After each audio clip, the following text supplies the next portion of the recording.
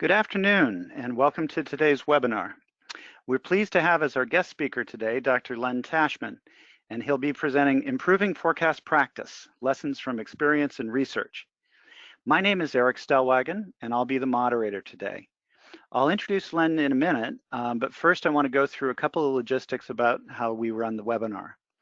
The webinar will run approximately 45 to 50 minutes, and we'll be saving some time at the end for questions and answers.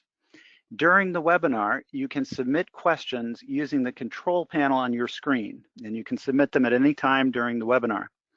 I'll be monitoring these questions throughout the webinar and compile a list for Len for the Q&A at the end. We'll also take questions submitted during the session, the Q&A session itself. We'll try to address as many questions as possible, but if we don't get to your question, don't worry, we'll send you a follow-up email with a reply after the conclusion of the webinar. We'll also be taping this webinar, and we'll be emailing you a link to the video sometime next week. Please advance the slide. So again, you'll receive an email once the video is ready. It'll also be posted on our website. And incidentally, we have a full archive of all the past webinars that we have presented. They're free, and they're a great way to catch up on any past webinars you may have missed. So be sure to check out forecastpro.com, the webinar archive, if you're interested. Next slide, please. Okay, so now it's my pleasure to introduce our guest speaker, Dr. Len Tashman. Len is a professor emeritus of business administration at the University of Vermont. For his excellence in teaching, the university awarded him the Kropsch Maurice Award for outstanding teaching, and he also received the MBA Association's recognition as Professor of the Year on 4 separate occasions. He's internationally recognized for his expertise in forecasting. He is the editor-in-chief and actually the founder of Foresight, the International Journal of Applied Forecasting. He's co-authored several books on forecasting and has published numerous articles in journals such as the International Journal of Forecasting, the Journal of Forecasting, Foresight, of course, and the Journal of Business Forecasting, as well as others. He's taught numerous forecasting workshops and consulted widely in the field of business forecasting, so we're truly lucky to have him as a presenter today. And now, without any further ado, I'm going to turn the presentation over to Len, and he'll be presenting Improving Forecast Practice, Lessons from Experience and Research. Well, thanks so much, Eric. So welcome, everyone, the Foresight Forecast Pro people, Foresight readers, guests from the public. I'm sitting here now in the Rocky Mountains, about a half an hour west of Denver, looking at the first snow dusting of the season, and feeling envious for all of those of you who are still enjoying Indian summer and fall. As I understand, back in New England, it's quite warm. So it's a pleasure to be talking to you, and I hope you benefit from this discussion. Let's start by noting that over the millennia, forecasting has been a risky business. In Dantes Inferno, we received the warning, here are the souls of all of us, the forecasters, who attempted by forbidden arts to look into the future. We are wretches whose sins are reversed upon us. Our punishment is to have our heads turned backwards on our bodies, and with our eyes blinded with tears, to be compelled to walk backwards through all eternity. That sounds much harsher than any penalty you would face for inaccuracy in your forecasts. In 357 AD, the Emperor Constantius issued a decree forbidding anyone to consult a soothsayer, a mathematician, or a forecaster. Quote, may curiosity to foretell the future be silenced forever. And forecasting often doesn't pay. In 1736, England passed a law making it an offense to charge money for predictions. The punishment was 3 months imprisonment with hard labor. Some have said that forecasting is the second oldest profession. Whether that's true or not. The modern era, I believe, of business forecasting dates back 30, 40 years. We have, however, made a great deal of progress in this century alone. Let me highlight just a few things. This, in the last 15 to 20 years, we've seen truly collaborative processes emerge. Internally, sales and operations planning. Externally, that is coordinating among supply chain partners, we've seen vendor-managed inventories, collaborative planning, forecasting, and replenishment. So these are pretty standard now, although some companies have much improvement necessary to implement. We've seen great advances in forecasting methods, new attention to bad data, short time series, data interrupted but missing information, volatile series. We've learned how to do simulations to assess uncertainty. And a bullet I should have put in here is we've made enormous advances in what we call automatic forecasting algorithms, increasing our confidence in the ability of our systems to work with us to achieve the best forecast possible. We've learned how to do flexible hierarchies based on location, based on product, based on time. And there have been major advances in software support. It's now standard to have a system linking forecasting, planning, and supply chain functions. So this is great progress over the course of the 21st century. But the progress has not impacted every organization. We see small and medium companies, some small and medium companies that still rely on spreadsheets as a primary forecasting solution. I probably have written over the last 25 or 30 years how bad an idea this is, but it continues. That's the reality. Some large companies we know have ERPs, but some of the forecasting engines therein are far behind the state of the art. Some we found date back to the 1980s. Time to upgrade. Too often we've learned the forecasting process is decoupled from inventory management, which is remarkable when you think about it, since this is one of the primary purposes of forecasts for operations. This decoupling has led to potentially significant errors in the calculation of safety stock and especially in the determination of service levels, something that needs to be looked into. Functional biases persist, silos in organizations. Some allow self-interest, undocumented judgment, inadequate statistical to undermine forecast accuracy. So there we've made advances. We still have issues to deal with. So what are these issues? I've taken a look at the past generation of publications as well as what I've learned from talking and working with forecasting practitioners. We have a set of principles that at minimum are provocative for you to think about and worthy of further consideration. And so I have organized these into three groups. The general principles that we have for modeling, that is the generation of forecasts. The principles for assessing performance, that is forecast accuracy, setting accuracy goals, benchmarking, and principles for managing the process. And that includes ensuring behaviors that don't compromise the process. So I'll give you the flavor of each of these principles. There are so many more that I can't cover in the time of one webinar.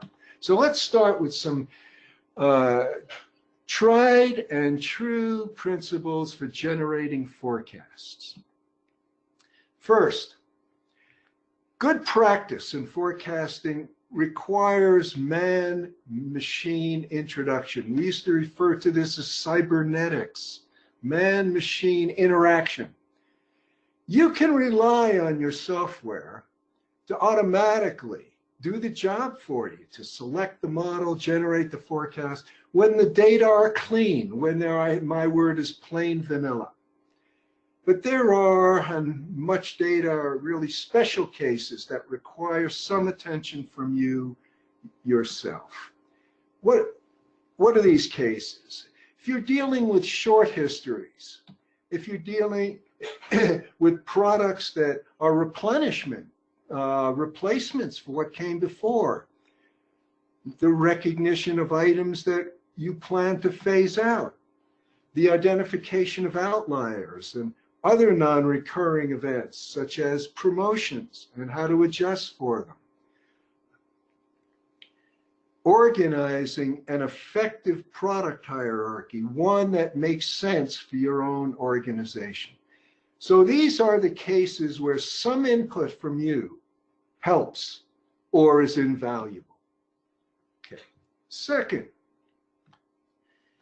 consider the case of data, time series of data, historical time series, which are too short, not enough data to expect good forecasts by directly extrapolating this time series. For example, you have a new product and only 7 months of data and you think it might be seasonal, but you don't have enough information to measure that seasonality. So one thing we've learned that is when your product histories don't live up to the standards we need for direct modeling, it can be a good idea to model analogous or aggregate series. An aggregate series, for example, your product is part of a product family.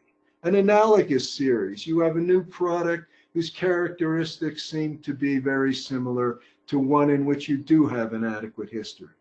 So you model these series and you transfer the resulting patterns to the product in question. Sometimes we refer in a hierarchy to this capability as top-down forecasting or top-down reconciliation.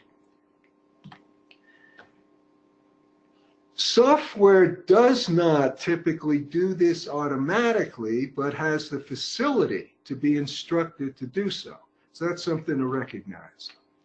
Third principle for modeling, be eclectic. There rarely is a single best model which you can rely on over time, your tried and true model.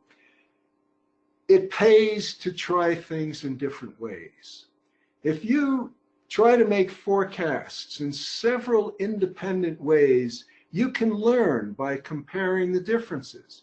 If all the forecasts from independent modeling approaches are similar, this gives you confidence that your picture for the future is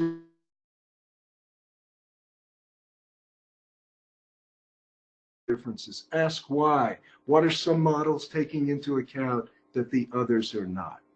That's called error feedback. Finally, the fourth and final principle I'll cite for generating forecasts, the role of judgment. Essentially, judgment is explicit or implicit in basically all statistical forecasts. You're using it, you're exercising judgment even when you decide to rely on your automatic forecasting function in your software. Your judgment is to allow the software to do it. What we've learned is that there needs to be restraint in the exercise of judgment, especially when you're using judgment to adjust the statistical forecast, as most organizations do. So here's some food for thought. Only adjust statistical forecasts when you have important extra information about forthcoming events. The key word here is extra information, information that was not available to your software system when issuing the forecasts. Second, keep, if you can, a formal record of the judgmental adjustments. At least you can try to do this for major items. Of course, it's probably not feasible to do it for hundreds or thousands of items, but for your major categories, you should, it's worthwhile to do this. And a suggestion that's been made in the research is if your executives are asking for additional adjustments above and beyond those that seem to come from the people closer to the forecasting planning function, ask them to sign off on these so you know who the culprit is when things don't go right. Okay, let's go to the second set of principles, which have to do with your measuring forecasting accuracy and setting accuracy goals. The first principle, a good model fit to your historical data, which we call in-sample fit, is not a reliable indicator of the forecast accuracy you can expect in the future. Model fit means that the model that's been selected can accurately track the historical data that was used to fit the model. But to assess forecasting accuracy, you must look beyond the historical data. You must perform what we call out-of-sample tests. There are many ways to do this. Holdout samples, for example, say you have 4 years of monthly data. You could use the first 3 years to select a model, and then the holdout sample would be the final 12 months. The final year, test the accuracy of your model on that holdout sample. You could use real-time measurement of accuracy, waiting to see how the forecasts work out, and you could use retrospective evaluations in which you see how the forecasts you made for any 1 month varied from the time you made them 2 years ago to the time you made it a year ago to the time you made it 3 months ago, and so on. So there are many ways to assess forecast accuracy. It often pays to do it more than one way. But accuracy is not the be-all and end-all forecasting performance and achieve cost saving. It's not the bottom line.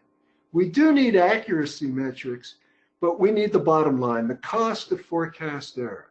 How do our forecast models affect inventory performance, customer service, and ultimately our profitability? That's the ultimate goal. Unfortunately, and this is perhaps the most regrettable point that I have to make, there is no simple equation. It doesn't matter what you hear on some websites. There's no simple equation that translates forecast error, reduction in forecast error, into improvements in inventory. So if you can reduce your forecast error by 10%, how will that convert into improved safety stock, improved service level? No simple formula for that. And you need to realize that, because each organization has to develop its own analytics for making that translation. Hopefully there will be new research on this that will help us in the future. Accuracy goals are often formulated without information on the forecastability of the products in question, leading to unrealistic expectations. Statements like, well, we need to get our forecast error down below 1% or below 10% or below 30%. What does that mean if you don't know how forecastable your product is? So here are the key questions you need to ask when assessing forecasting accuracy. What degree of accuracy improvements is achievable? What's the best you can do? What steps can you take to reach your potential? For this, you need to understand your product's forecastability DNA. What about the characteristics of this product that make it more or less forecastable? For example, its volume, its variability over time, the lead time of your forecast, whether it's promoted or not, the number of customers. Some studying needs to be done to understand the product's DNA so you could determine how forecastable it is.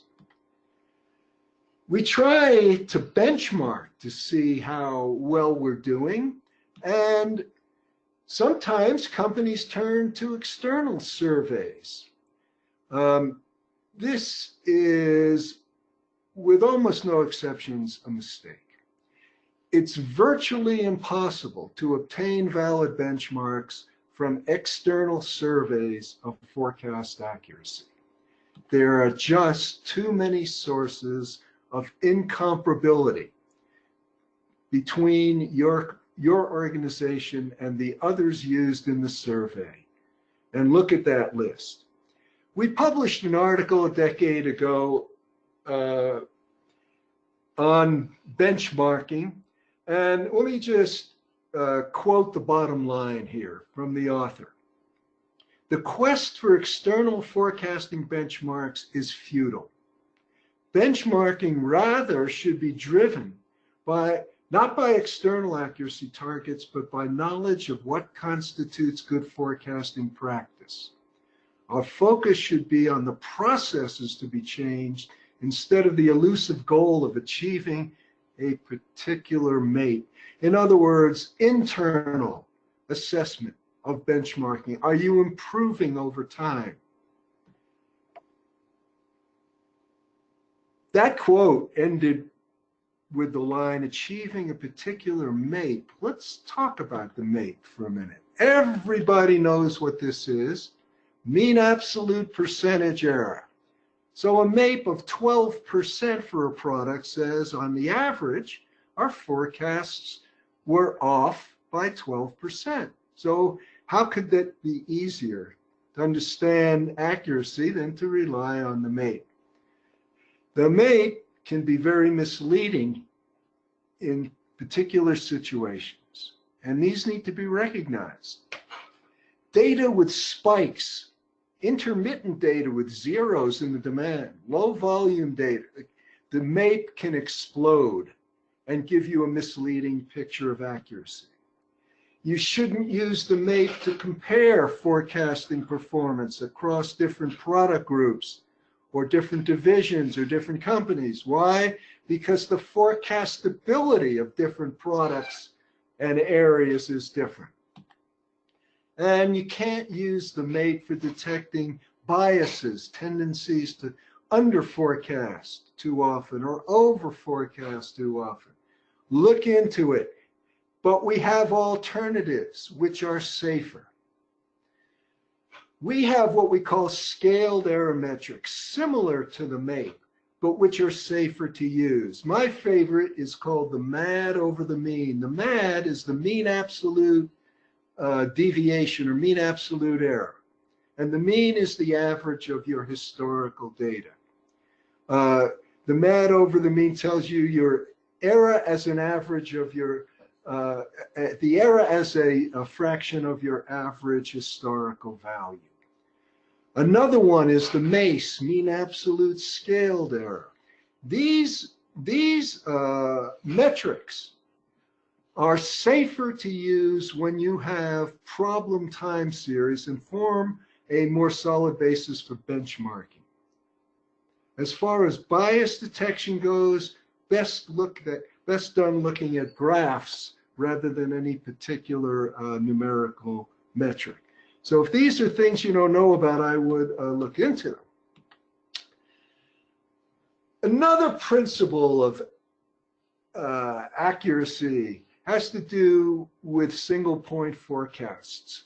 They're often a necessary evil. I mean, operations demands precise estimates of product requirements. But the model forecasts often have wide margins for error. Well, the result is tension. And so each side has responsibilities. The forecasters need to understand the margins for error in the forecast. That is, how far off the forecast can be, and be able to explain this to the decision makers. The forecasters need to highlight the risks associated with the point forecasters. So at least it's all out on the table that that single point forecast you make is very likely to be wrong, and here's how wrong it can be. How do you highlight the risks? Here are a couple of good ways we've learned to do it. Something called probability fan charts. These describe the distributions of possible outcomes. Another way is scenarios based on what we call structured judgment, somehow getting expert opinion that is validated before it's used. Okay, so those were the principles I wanted to mention regarding forecast accuracy and the benchmarking of accuracy. The third, final category I'll bring up has to do with managing the forecasting process. Now, the first principle is put people first. Focus on people and process before software. Investment in new technology does not automatically make forecasts more accurate. Too often, the technology is purchased before an appropriate forecasting process is in place. Harsh reality. Second, provide proper incentives for accurate forecasting. Try to avoid the silo mentalities that lead to dysfunctional forecasts.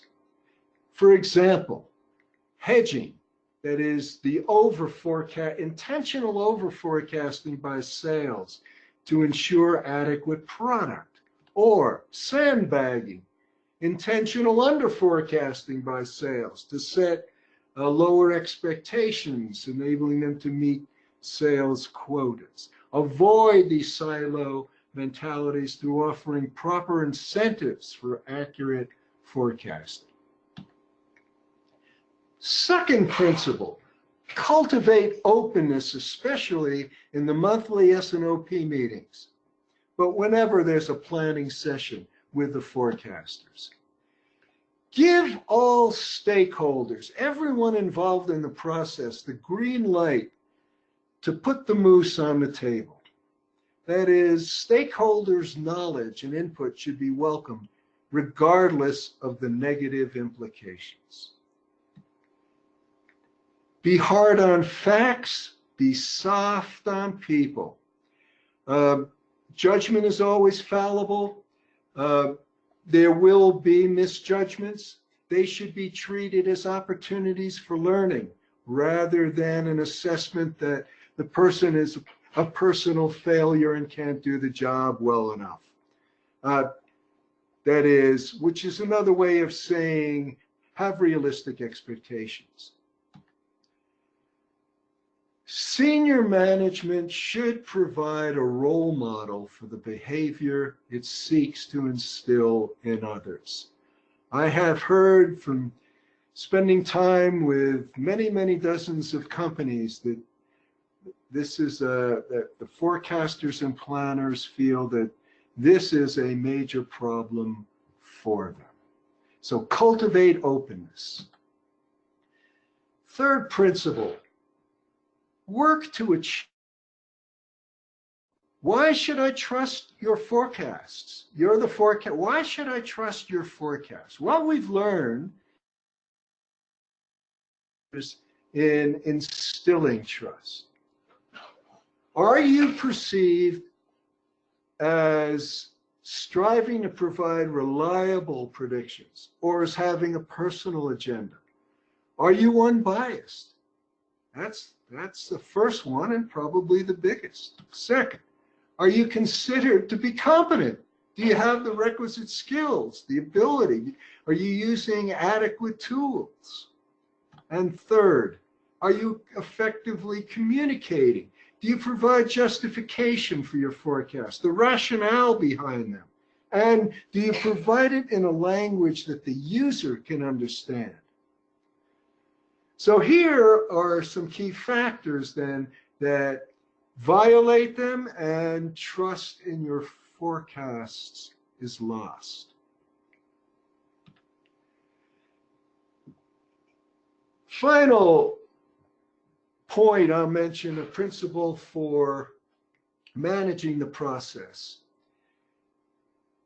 is properly linking, I like the word recoupling the forecasters, the forecast generators with the forecast users, especially in planning and operations. Build relationships between the providers and the users, that is, between the forecasters and their clients, to improve mutual understanding of the problems and what the calculations mean. Understanding of the data available, of the forecastability, of the need to present the forecast in the appropriate form. Sit down and talk to each other before the forecasts are presented. If you're an inventory manager, track inventory performance, track your forecast errors, and do some analysis of the relationship between the two. Remember I said earlier, there's no simple equation that converts error into performance, safety stock, customer service levels. You need to analyze this on a personal basis for your own organization and at different times. Vendors are sensitive to what their customers want. Less what people like me tell them they need to do, that is the researchers and the journalists, but they are sensitive to their own customers. Lobby your vendors so that you get the best methods, the appropriate algorithms. If something is missing, you have a situation that is important to your organization, but you don't see the software handling it properly, bring it to their attention. You have the best leverage to do so. Okay, those were 3 sets of principles gleaned from experience and research over the last generation. A few thoughts I'd like to close with about the future of this field of ours, forecasting. I'm optimistic. We've seen a lot of progress, and I think we will see continued progress on a number of practical issues. Okay. Forecasting is becoming ever more scientific and broader. We're using new data sources that we couldn't figure out how to use in the future. We didn't know how to deal with metadata from social media until fairly recently. This beast called AI, artificial intelligence, has now some real applications in business forecasting. We have excellent new locational tools like GIS that can be used and linked with other tools to improve the forecasting function. So it's a new and exciting world, but it takes time to digest. I think collaboration will improve. There are network effects here. You see how some companies have benefited from it, and this is a virtuous circle for your own organization. I see good collaborative arrangements spreading and being nurtured as supply chain partners become more interdependent. And hopefully, tensions between the forecast providers and the forecast users will diminish as an understanding between the two groups improves and the quality of the forecast improves. Nothing that can create confidence and interest in the forecasting, the way we do it, as to show that we've had some successes and we know what the users want. Okay. My RX for improving forecasting is a synthesis, a combination of two things: knowledge from experience and knowledge from research. Much practice in the field of forecasting could benefit from knowledge that we have in research if the research is properly disseminated and presented. The researchers need to know what the real problems are out there in the business world to tune their research to these problems and not spend their time in inventing great new methods which have no applicability. So we need to combine these two fields, but there is benefit from learning from the research and learning from experience. The result is better forecasting know-how. Okay. 13 years ago, we created the International Institute of Forecasters, the nonprofit institute that publishes foresight, and which has been in effect for over 30 years. 13 years ago, we created our first practitioner journal. So Foresight is the International Journal of Applied Forecasting, and it was created with these goals in mind: bring forecasting know-how to business forecasters and to students of forecasting in general. Ensure that advice on forecasting practices is evidence-based and time-tested. Don't tell people to do stuff that you're unsure of. Encourage academic practitioner collaborations. And finally, provide a wake-up call to organizations, to the clueless organizations, that forecasting is important. It can be effective if you have the right people, process, and tools to do so. For those of you, I know many of you are already know about Foresight. For those of you who are new to it, we are making this offer to those who have registered and attended the webinar. We're giving away a complimentary Foresight guidebook and issue of Foresight. We've printed over the years 5 guidebooks. These are compilations of Foresight articles on a particular topic. There's one, our most popular one is the first listed there, called Forecasting Methods Tutorials. Something about over a dozen different methods described in very simple terms. We've had 2 guidebooks on the forecasting process and how to manage it better. We have a guidebook on forecast accuracy measurement, pitfalls to avoid, practices to adopt. And a recent guidebook is on the forecasting of product and temporal hierarchies. And so here's your link, and all of this will be posted and sent to you as well. Here's your link for moving ahead and taking your pick of one of these guidebooks and hopefully familiarizing yourself with whether the Foresight Journal can benefit you in your role as a business forecaster. So I thank you for listening to that presentation. I'm now going to turn this back over to Eric, who will deal with the business side of this webinar. Okay, thank you, Len. We'll be taking questions and answers, or having a question and answer session shortly.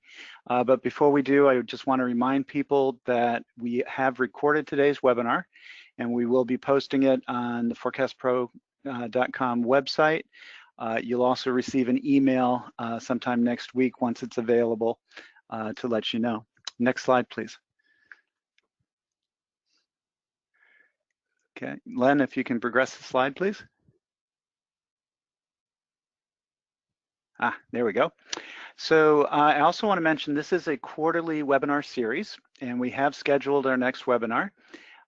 It's on forecasting weekly and daily data, and that's often a very more challenging task than forecasting, say, monthly data, for example. So we're going to be going through practical strategies for generating forecasts if you're working with weekly, daily. We'll talk a little bit about hourly as well. Myself, Eric Stellwagen, and my associate, Sarah Darren, will be presenting that webinar. You can visit forecastpro.com and sign up now. I know it's a ways off, but if you're signed up, you'll get reminders, so don't worry about that. And again, as I mentioned earlier, there is also an archive of webinars on forecastpro.com if you want to catch up on some of those. Next slide, please, Len. Okay, for those who've attended our webinars in the past, you know that many of them use the Forecast Pro software as a way of illustrating some of the things that we present during the webinar. In this one, we didn't do so, but I do want to tell people that a lot of what Len talked about here in terms of making sure that you have software that can do, for example, automatic forecasting, custom approaches for what Len was calling plain things that are not plain vanilla, facilities for tracking forecast accuracy and adding judgment and documenting your work. If you're not familiar with Forecast Pro, we'd love to tell you about it.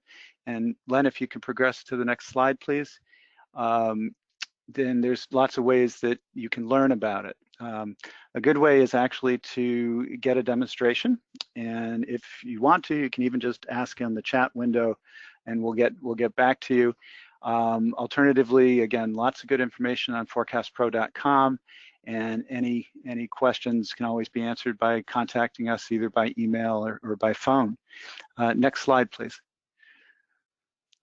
There's also other resources out there for forecasting education and training. So Business Forecast Systems, it's the company that produces Forecast Pro. We offer seminars and workshops. There's also a user conference for those who are using Forecast Pro. We can do things on site. We can go on remotely via WebEx. We have a blog called The Forecast Pro, and you can subscribe to the blog, lots of good information there, and a LinkedIn community as well. So we'd encourage you to explore these resources if they're of interest. Let's go to the next slide, please. Okay, so now we are going to bring Len back on the line here. And we've had some questions that were posed during the webinar, and so I'll ask him the first one. We have a question here that says, if you are going to hold out part of your sample to test accuracy, how much should you hold out? Yeah, that's an interesting question. I've written about providing several rules of thumb to do that. One major issue is what is your forecast horizon? So if your lead time, for example, is 6 months, you then you wish to assess accuracy at let's just say it's monthly data. You need to assess accuracy for 1 to 6 months ahead. You need to hold out at least 6 months. In general, I recommend holding out data that's slightly more than the longest horizon you need to forecast.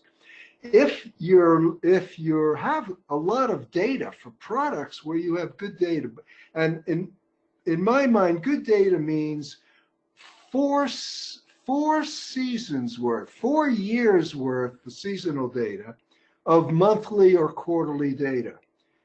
Where you have these 4 years, what I always do is use the first 3 to model, and use the final full year to test the accuracy. This is going to tell you how your model has worked during the most recent year of in your sales history. There's a lot more information about that that's available in our forecast accuracy guidebook. But you need to hold out data at least as long and usefully a little longer than the longest horizon that you're forecasting. Okay. Another question, somewhat along the same lines in tracking forecast accuracy, says you've mentioned several different ways of tracking forecast accuracy. Is there a best practice way of doing so? No, they really have. You really get a little bit different information from the three. And I recommend you use all of them. One is the holdout sample. And that's what we just talked about, using the first part of your historical data to build a model, using the more recent part of your historical data to test it. So you learn some things from that you cannot learn from the others. The retrospective evaluations also provide information that's unique to that approach, which would tell you as you move closer, as you make forecasts over time for a particular month or a particular time period, as you move closer and closer to that time period, how is the accuracy changing? Often these results are summarized in what we call a waterfall chart, because you're getting a little bit different information than you are from the holdout samples.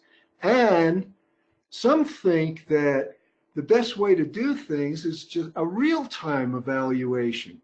Now, by that, you make your forecast, and then you wait till the future has become the present, and you see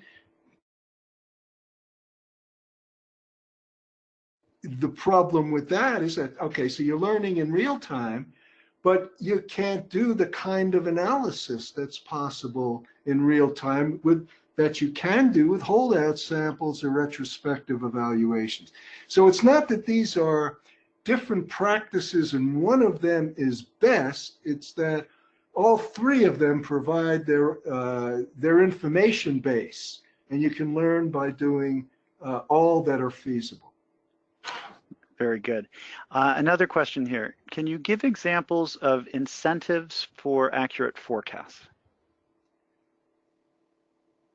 Yes, the direct behavior of the higher-ups in the organization to tell the forecasters and planners that the one thing that they should be doing is to provide a picture of what they think we can sell, what they think the real demand for the product will be, not what we've budgeted for, not what we hope for, not what not what our executives would like to see, but what we really think we can sell. So set the tone from higher up as to what the mission of forecasting is. It's often not clear as to. Second, there can be rewards based on the accuracy of the forecast, as opposed to rewards for achieving particular sales quotas or other goals that can conflict with that of forecast accuracy. One of my editors in the journal, John Mello, has written a series of articles documenting the types of incentives that can be used to keep people on the straight and narrow track, to make forecast accuracy the #1 goal of the mission. Okay, very good. I think we'll close the questions here. As I mentioned earlier, if you did send a question that we didn't answer as part of the live session, we will be sending you an email reply in the very near future. I want to thank Dr. Len Tashman for agreeing to present today's webinar. I hope that everyone benefited and learned something that you didn't know an hour ago. I'd encourage you again to join us in January for our next webinar. And thanks to everyone for taking an hour out of their day and learning a bit about forecasting. So hope to see everyone here at our next webinar.